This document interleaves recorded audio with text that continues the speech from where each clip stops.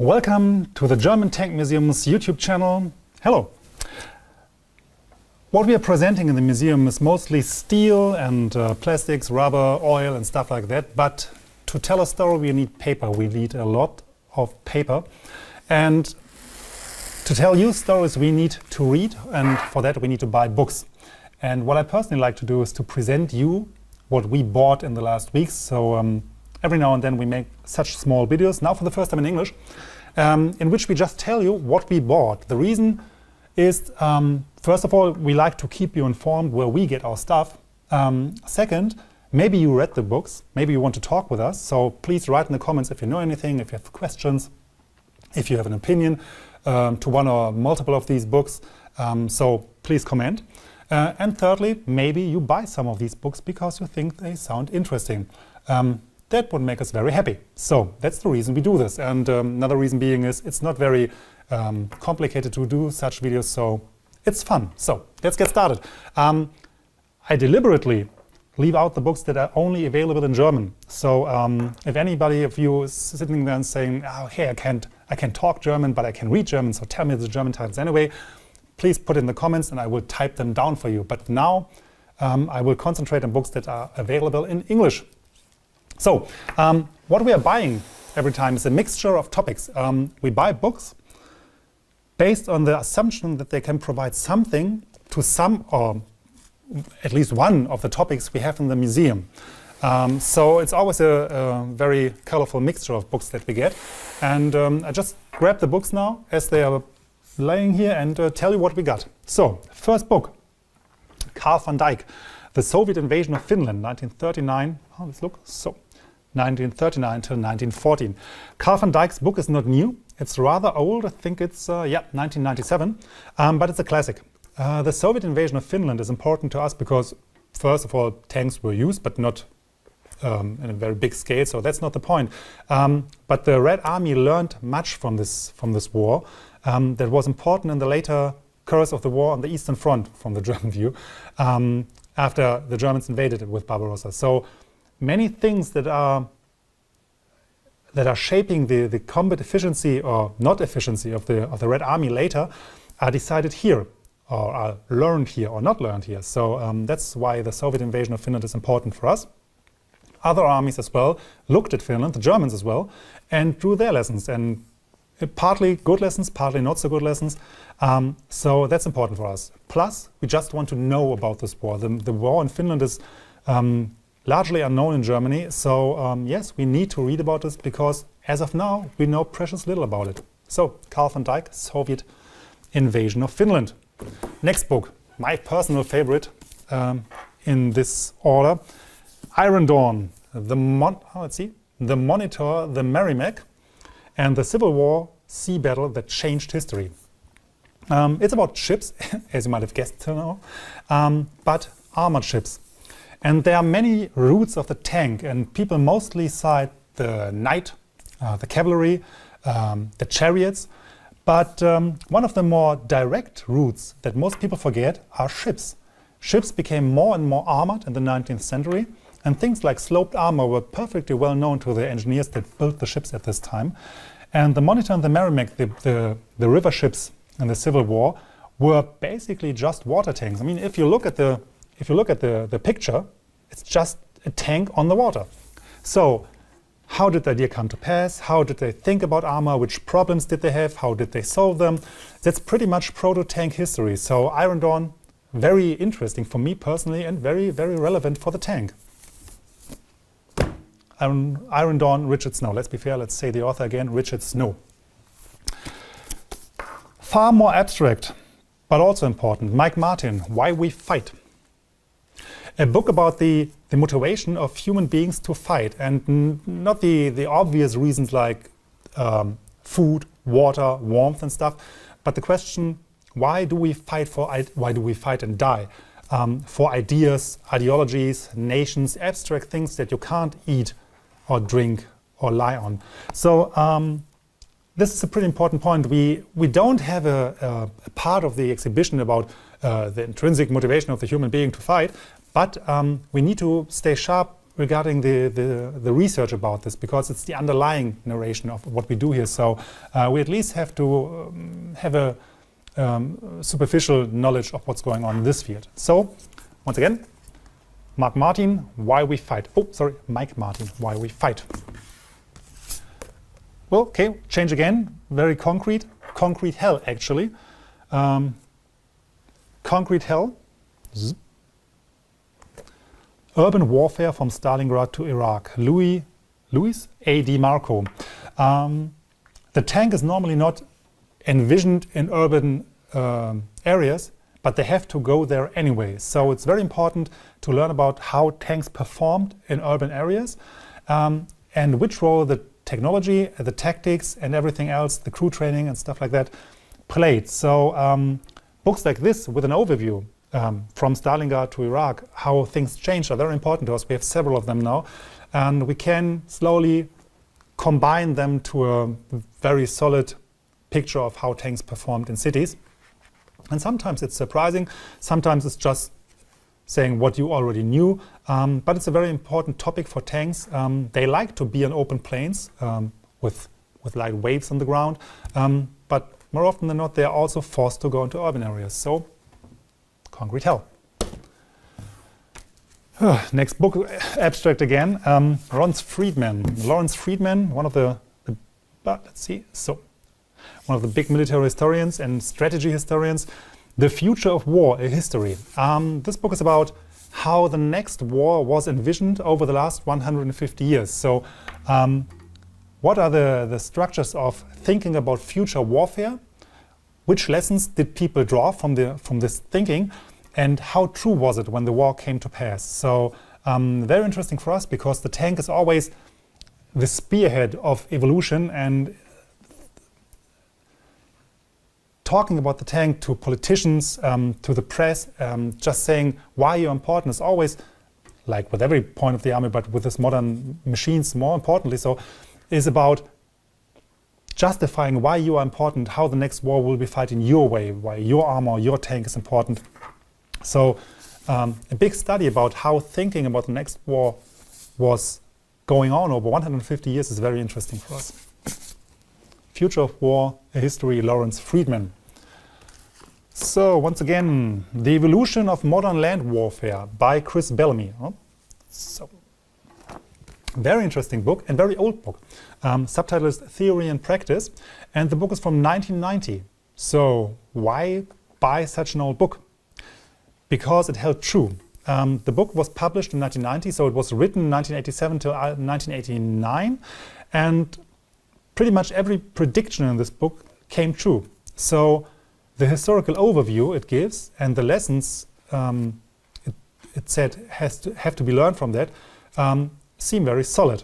Plus, it's a new edition with an updated 2016 chapter, yeah, 2016. So the thing is quite polished, and as I said, since all the conclusions were true, it seems to be a pretty good book. Evolution of Modern Land Warfare, Christopher Bellamy. David Glantz and Jonathan House are two of the most prominent and best historians for the Eastern Front.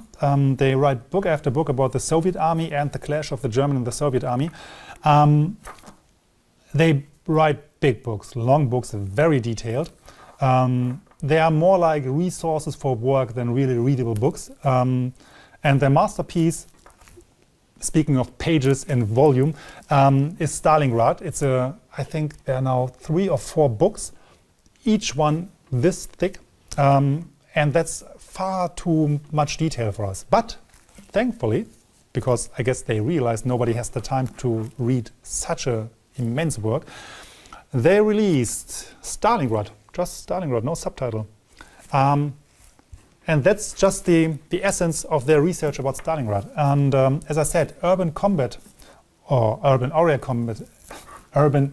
combat, so sorry, for tanks is very interesting for us. So we hope that in this book there are many aspects or many stories about how the tanks performed in Stalingrad, because they were used, and it's very important to us to learn how they were used, how efficient they were, and nearly the most important, how the contemporaries thought about what the tanks could do or couldn't do. So Stalingrad by Glantz and House, new book, very interesting. Also very interesting, Lane Neville, Technicals. Technicals is the word for the pickups, and all variations of pickups, sometimes homemade armored pickups with guns and cannons on it. The subtitle is Non-Standard Tactical Vehicles from the Great Toyota War to Modern Special Forces. So, technicals are often mocked. They are objects of humor, and they're easy to laugh about. That's for sure. But if you're the aim of them, if you don't have cover or the weapon, and if you're in the crosshair of such a pickup, then they tend to stop to be funny. The thing is, these technicals are a main force on the modern warfare or modern battlefields in many regions of the world, and so they deserve to be treated like other tanks or armored fighting vehicles, and this book does so. It's a typical Osprey book, like about the M60 or the T62, just about technicals, and I like this approach because they are relevant today, and for us as a museum for, let's say, in an abstract way, motorized gun carriers in a broader sense, this is very relevant. So looking forward to read this. Before you can use tanks or whatever material, you have to build it. Accounting for War by Mark Harrison, Soviet Production, Employment and the Defense Burden, 1940 to 1945. Published in, I think it's a little bit older, published in 1996, but still relevant from what I read. It's just a big book about how the Soviets, basically produced the material, under which circumstances, how they paid for it. Most important for us is how they produce tanks, of course, because the tank factories of the Soviets are most interesting. Basic layout like the American factories, but how they were worked, how they were used was completely different, with basically no regard for human life, safety and security, but with a high efficiency. So I'm looking forward to read this book, and I hope to find some new numbers as well, because there are many tables and numbers in this. Mark Harrison, Accounting for War. Also Mark Harrison, but just as the editor, the next book, same line, The Economics of World War II, 6 Great Powers in International Comparison. So he, of course, wrote the chapter about the Soviet Union, and then we've got chapters about the war economics and production of the United Kingdom, the United States, Germany, Italy, Japan, and the Soviet Union, as I said. So once again, production, economy of tanks is very interesting, very important for our museum. We hope to find new stuff in there. I think it's a bit younger than the other book. Let's see, it's from, no, mistaken, 1998, paperback 2000, slightly younger. Okay, now once again, very, very tankish. Francis Pulham, Fallen Giants, the combat debut of the T-35A tank. The T-35 is a fascinating machine. It's basically the last giant of the late First World War and interwar period aesthetics, the steam war tanks with multiple turrets and big long hull and big tracks and many soldiers in it. And this tank was actually in use but quickly dropped out of production, obviously because it was outdated the minute that the war started. But it is very interesting. So since we try to grab every aspect of tank development history, even if we don't have the tank in our exhibition, we of course bought this very interesting book. Francis Pulham, Fallen Giants. Adam Maker's Spearhead. This book might be on the shelves of some of you already. It's a bestseller. It's about the tank duel in front of the Dome of Cologne in the end of the Second World War. And Adam Makers not only researched the tank duel, he actually found one member of the crew of the German and one member of the crew of the American tank and interviewed them and actually got them to meet again. And so this book is about 2 biographies, how they intertwined and how they ended up in Cologne, and then how their lives got on and how they met again. And since we try to get the human factor, the biography, the emotions, the lives of humans more into the exhibition of the Tank Museum, because the people in the tanks are the most important part of the tank, this is the perfect book for us. I'm looking forward to it because I heard it's very well written and very readable, and that's okay too. It doesn't have to be very dry and scientific all the time, as long as its source bases are good. So, Adam Maker's Spearhead. Next book, Charles J. Este, The Spanish Civil War, a Military History. There are many books about the Spanish Civil War, but until shortly, we were lacking a good, scientific, hardcore military history of the Spanish Civil War.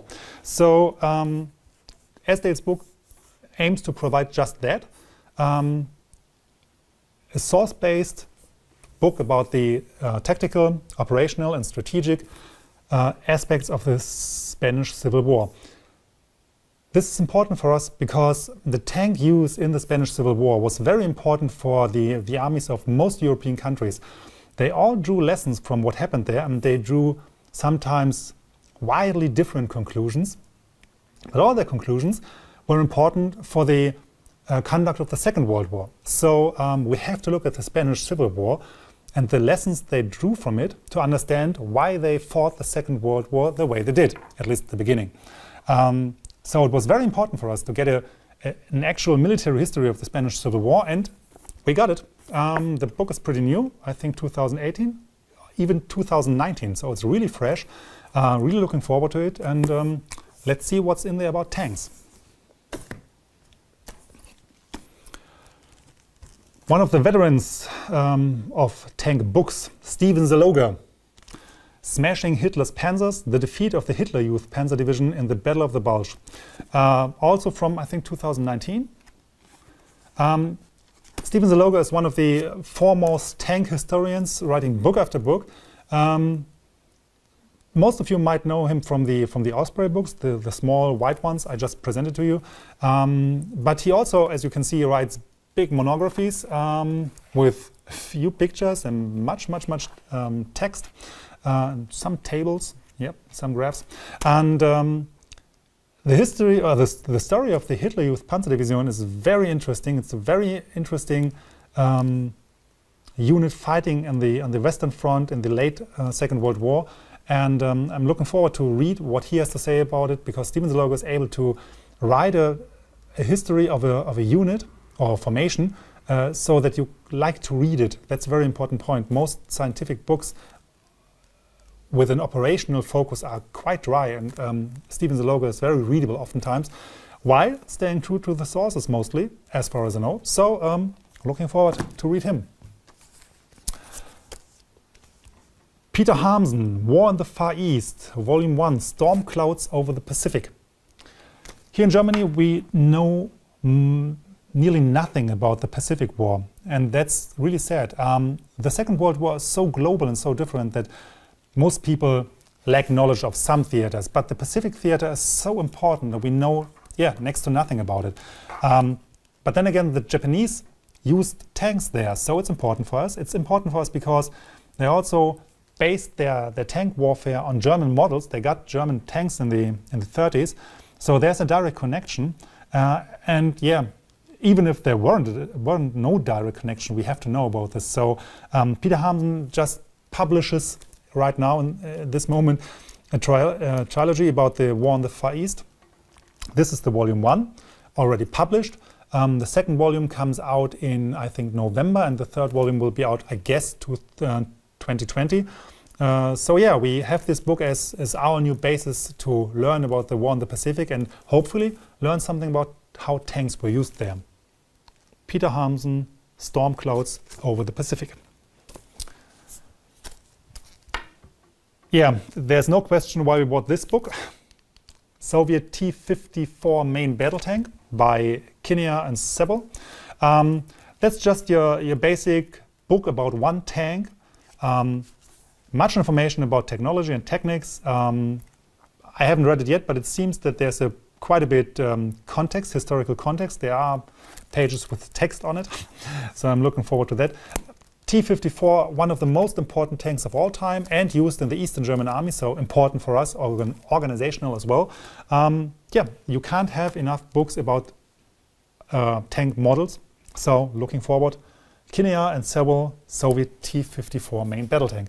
And last but not least, come here, Boris Kavalerchik, the tanks of Operation Barbarossa, Soviet versus German armor on the Eastern Front. Praised by many. Never read anything by Kavalerchik yet, but I'm looking forward. I heard good things about this book. Just a big overview about how German and Soviet armor clashed on the Eastern Front. From what I hear, there are some new insights in this. I hope it's not just the old run-of-the-mill Eastern Front narrative, but looking forward. So this was the last book. As I said, we haven't read any of them. We just bought them, so I can't tell you if they're good or not. If you have read them, if you know the authors, if you know a book or many of them, please comment, tell us about it. If you have questions, if you have additions, if we missed something, if we told something wrong, please comment, talk to us. We look forward to get to know you better, our new English friends, since we are just started making English videos. Talk to us, please. And if you like what we're doing, please share, comment, tell the people to like our YouTube channel. Yeah, that's basically it. Next video will be about, I guess, a new tank. So it will take some days, but after the paper, there will be again steel on this channel. Thank you very much.